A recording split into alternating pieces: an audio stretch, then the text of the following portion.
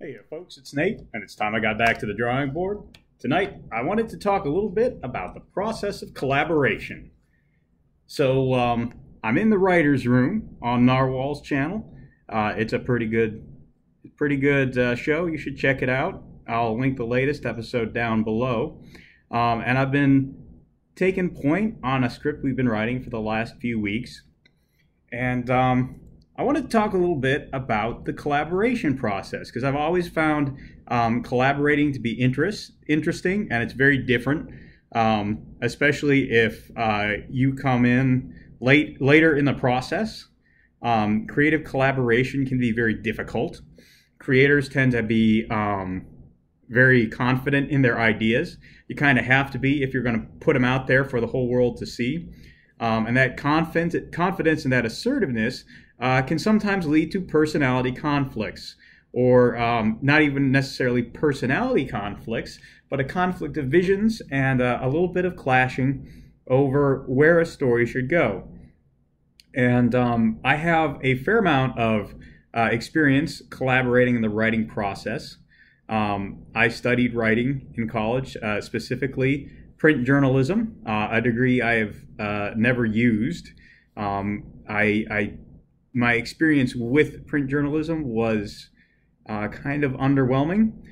There are some very good parts of it, but the bad parts of it are pretty strong as well. And unfortunately, especially ever since the advent of the internet, the worst parts of print journalism have been coming to the fore. But that's neither here nor there. I do have some experience on writing collaborations. I've done writers' workshops.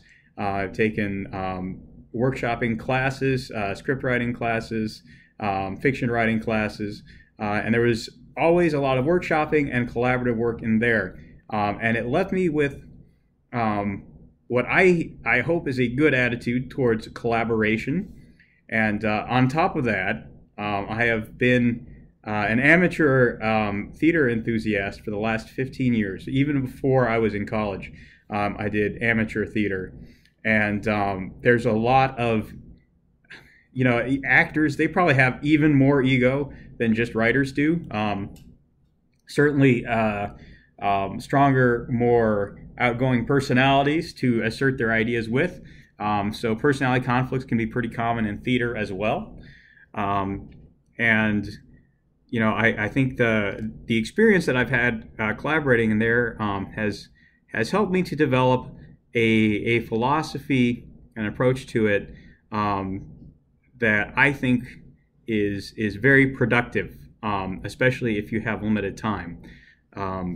And I figured I would share some of that with you, and I would use the writer's room as kind of a context. So if you haven't been following that, you don't really need to watch the episode to track along with what I'm talking about, but it does give you context if you're interested in that. So this short story we've been working on is, I'm going to refer to it as Dragsters, because that's the working name for what the main character does. And it's probably, are we actually going to publish the story under that name? Probably not, but it needs a name to make it easy to talk about, and I went with Dragsters. I was presented with a bunch of world building notes and a general outline of the story a couple of weeks ago, and then I wrote a first draft, and we workshopped it, and there were a number of things that came up during the workshopping that I had to consider, and even during the writing process.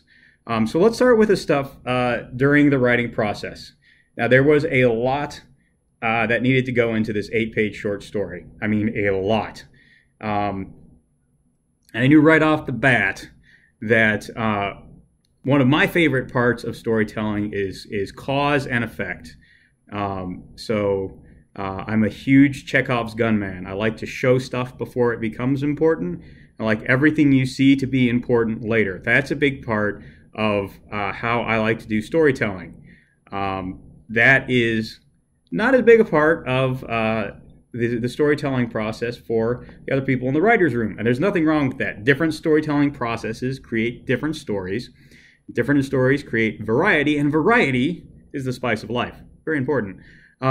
So, you know, my big emphasis on setup and Chekhov's gun and all this other stuff led me to have a very strong focus on, in my mind, what our mech was going to be capable of in our mech story, and who the antagonists were, and how they all tied back to the main character.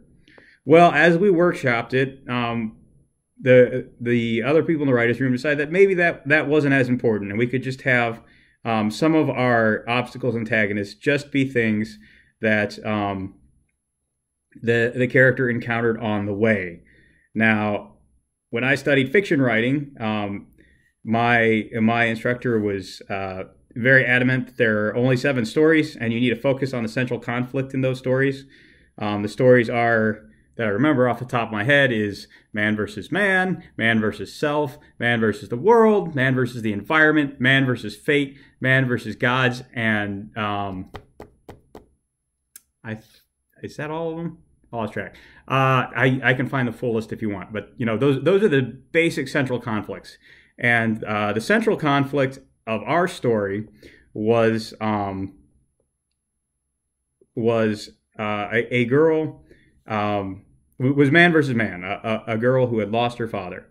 And then there's an added element to that of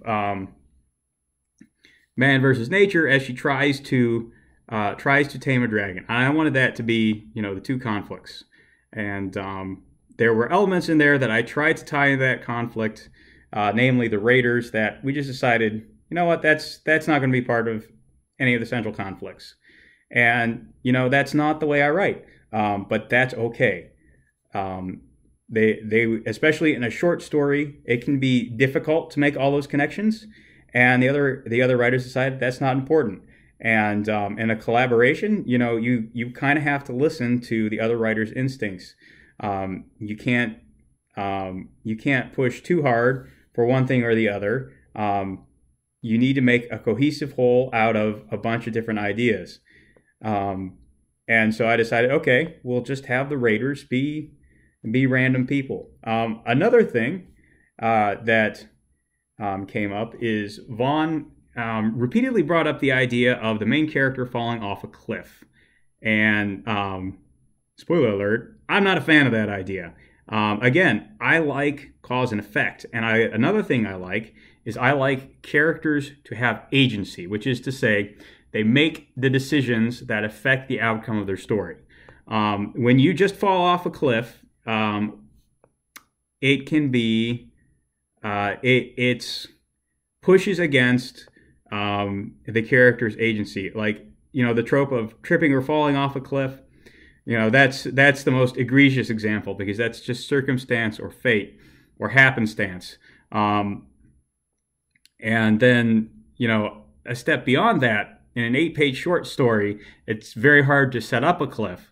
And so, you know, it's just frequently going to come out of nowhere and feel very random. It removes activity on the part of the main character, on the part of the antagonist from the story. However, having the character fall off a cliff is one of the best ways to accomplish several of the goals that we have in the middle of the story. And we debated a number of other ways we could reach those goals, but ultimately, that's what we kept coming back to. And even though I don't like it, that is a thing that is going to wind up in the next draft of the story, because it does best meet the needs of the story. Very frequently, your collaborators will happen across a solution to a problem in the story, and you won't necessarily like it. However, you know, if you can't find a better solution to that problem in the story, if you can't convince your collaborators of it, well, that's on you. You're just because you don't like an idea doesn't mean you can throw it out. And you know, you have to respect the creativity of your collaborators in the collaborative process. in order to get around obstacles. And if you're going to ignore it or throw it out, what's the point of collaborating? The whole point of a collaboration is to get more and more creative minds on a problem, so you can find as many potential solutions as possible and then pick the best one. This is a bit like when I talked about failing faster, asking for feedback and finding what doesn't work. Having a collaborator is the fastest iterative loop for finding points of failure in your story and addressing them. You can't get your back up with your collaborators, and you can't dig your heels in too deep. You have to keep an open mind and be open to trying what they offer you. Focus on the potential of what collaborators offer you rather than what you don't like about it. And like I said, I'm still not a big fan of this plot point, but until I can offer a potential better solution, I'm just going to run with it, because we workshopped a whole bunch of different stuff and none of it gelled. So yeah, I may not like it, but if I can't think of anything better, you know what? I'll take what I got. And that brings me to my final point, which is there is a time to put your foot down. And we actually saw this in another Comics 8 project, and that was Jawbreaker's Lost Souls. So you may remember, if you followed that campaign in its entirety, early on, your boy Zach showed a page that John Malin had been working on that had a character by the name of Zazie on it. And she was very popular with the audience. And so your boy Zach kind of went a little off the reservation. It started wanting to change the story, give Zazie a more prominent place in the story, move her from being just a side character that was in a little bit of the story to a more central character. And he went overboard with this. And John Malin, who was his collaborator, put his foot down and said, hey man, I didn't sign on to tell a story about Zazie and her amazing friends. I signed on to tell a story about the Jawbreakers. So keep the script about the Jawbreakers. And by the same token, there was a lot of talk about, while we were working on Dragsters yesterday, there was a lot of talk about destroying the mech early in the story, about halfway through, and then having a dragon hatchling, which is introduced as a plot point about halfway through, be the resolution of the story. And you know what? I didn't sign on to write a story about a dragon tamer. I signed on to write a story about mecha. And I said, you know what? I don't think that's a good idea. And I want to tell a mecha story. I mean, that's what I agreed to write. So I said, if we're going to tell a mecha story, the mecha is going to be in the whole story. It's not going to be in the first half of the story and then not the second half. It's going to be a part of the climax of the story because it's supposed to be a mecha story. Now, if people want to write, a Dragon Tamer story, that's fine. Personally, I've never been a huge fan of the Beastmaster genre, and nothing against it, nothing against you if you like it, but that's not something I really want to write. And so when the possibility of changing genres mid-shift came up, I said, no, I'm not down with that. So there is a place in your collaboration to say to the people you are collaborating with, look, I signed on to do a specific project, and if we get away from that project, you kind of sold me a bill of goods. But in order to tell where that point is, it's very important that you go into projects with a clear idea of what they are. So if you kind of find yourself in a project, and you're not one of the driving creators, if you're just a collaborator and you're especially if you come in partway through, it's very important that you do get that clear idea of what the project is, so you'll know when you're kind of being pushed beyond its limits. Now, a lot of what I've talked about here is about, it boils down to knowing when to give way and knowing when to stand your ground. And part of finding those points is experience. Knowing what the heart of your project is and how to measure whether you're still on target with that or not. That's a huge part of that is experience. By the same token, knowing how much you should push for your own ideas and when it's time to back off of them, that's experience too. You have to make a clear case for your ideas. You have to make a solid case for your ideas. But in my experience, if you repeat yourself more than once, you probably crossed the line from making the point for your idea to digging your heels in, when it's probably better to take a step back and look at the project again from a wider perspective.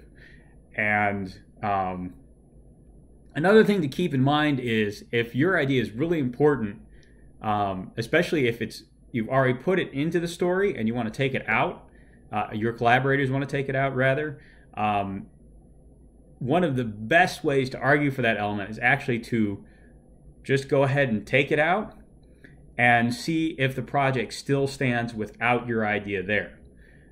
So that's one thing you can do, like rather than just arguing your case, take away your idea, and if the project is fine, it probably wasn't that important to it in the first place. And if it really was important to the project, well, then the cracks will start to show. It's very important, especially in collaborative writing, to realize when you've kind of hit the limit of what you can do on your own. I did the draft for Dragsters in about 24 hours, more or less. I mean, from when the writer's room wrapped up to when I was done with all 8 pages, that was about 24 hours. Obviously, I wasn't working on it that whole time. I went to my day job, I slept, all that other good stuff. But once I had that script done, I set it aside for a couple of days, and then I looked over it again, and I gave it a reread, and then once I had done that, I know that's about the point where my ability to really assess a script and take an honest, hard look at it myself ends. So once I had done all that, I just set it aside and said, I know there are still some issues with this script, but I've put so much of my own time and focus into it, I can't really see the forest for the trees anymore. So I just waited until the writer's room. I shared it with the chat, and I got a lot of valuable feedback that let me make some notes on where people felt the highs and the lows of the story were, and to really improve on it. So when you're collaborating, know when to stop working on your own. There is a time to work on your own in the collaboration. You will be given projects to work on or side things, but sooner or later you have to come back to the group and they have to look it over. And it's important that you don't get out over your skis. You don't do too much until the whole group has had a chance to think about it and to comment on it. So yeah, basically, be flexible, know when to stand your ground, but always lean a little bit more towards backing away from your babies when they're not the heart of the project, which is going to be most of the time. Pro tip. And then, most of all, know when you are done working on your own and it's time to talk to the group again. And that doesn't necessarily mean wait until the next appointed meeting time. Sure, writer's room is every week, but that doesn't mean I won't, go and ask a question or try and get some clarification or just run an idea by one of the other people in there in between Sundays. So, yeah, all in all, that's what I wanted to say about collaboration. It's a big part of the creative process. It's an important part of the creative process. And as people continue to invest more of their time and creative energy in making their own projects, it's going to become more and more important that you master the skill. So I hope that's something interesting for you to think about there. There's a like button and subscribe button down below. Use them as you see fit. Let me know what you thought in the comments down below. I'll talk to you later. See ya.